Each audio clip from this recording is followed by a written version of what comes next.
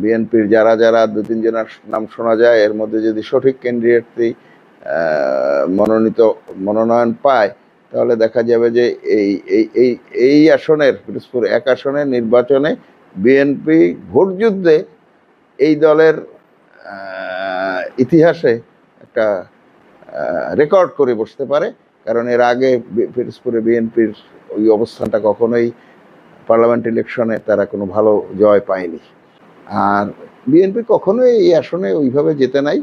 একবার বিএনপির একজন এমপি হয়েছিলেন 15ই ফেব্রুয়ারি নির্বাচনে, সেটা ছিল একতরফা নির্বাচন, কিন্তু এবারে জমবে এবং এই জমাট খেলাটা আমরা উপভোগ করব পিরোজপুরের ১-এর। ব্যক্তিগত ইমেজে 96 সালে এমপি হয়েছে, 2001-এ এসে বিএনপির সাথে জোট গঠন করার কারণে ব্যাপক ভোটে এমপি হয়েছে। এখন যে পিরোজপুর ১ আসনে তো প্রার্থী দেখা যায় দেলোয়ার হোসেন সাঈদীর ছেলে, সেখানে তাদের একটা সুবিধা আছে, অ্যাডভান্টেজ আছে।